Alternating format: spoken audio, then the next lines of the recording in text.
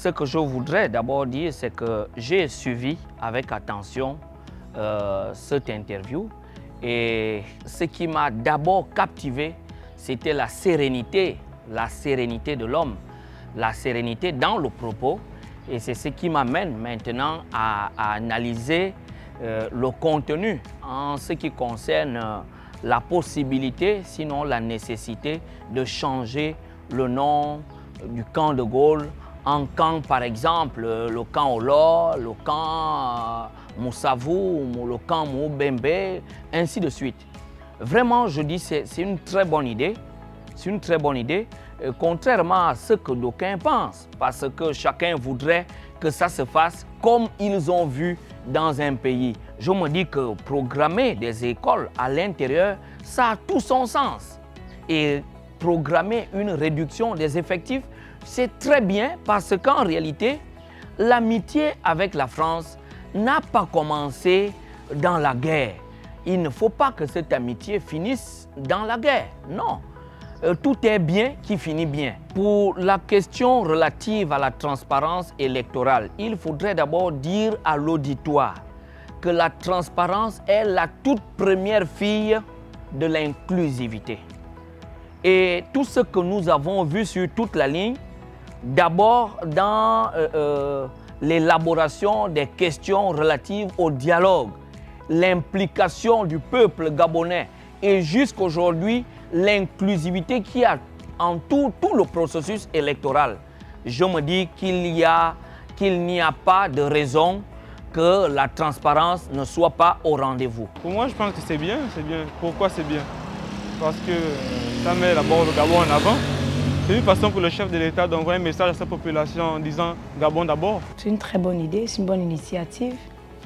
Au moins, sachant que le camp de Gaulle portera désormais un grand homme de chez nous d'abord que des gens de l'extérieur. Je regardais l'émission, j'étais très ravie. Et de là, j'ai tiré qu'il a annoncé qu'il devait faire la construction des deux écoles. Et c'est un bon pas de l'avant parce que ça va apporter de l'emploi, la formation des jeunes. Et c'est de aller de l'avant. Si je donnerais un nom au futur camp, même capitaine Charles Tchoréré, ce sont des héros. Je tiens vraiment tout d'abord à féliciter cette décision du chef de l'État. Parce qu'elle vient une fois de plus confirmer sa vision après les événements du 30 août qui nous ont conduits au cours de la libération. C'est-à-dire que faire porter le nom de l'ancien camp de Gaulle, un nom gabonais, c'est vraiment une chose très satisfaisante. Parce que ça faisait tâche au niveau de la conscience collective des Gabonais, comme s'il n'y a pas de hautes autorités militaires qui pouvaient porter ce nom, alors que nous avons des vaillants soldats gabonais qui ont fait leur preuve au niveau national et international, qui pouvaient bien porter le nom de ce camp militaire. Si nous partons du principe selon lequel ce patrimoine devient plus ou moins gabonais, et que le président envisage construire une école d'administration et une école pour la protection de l'environnement.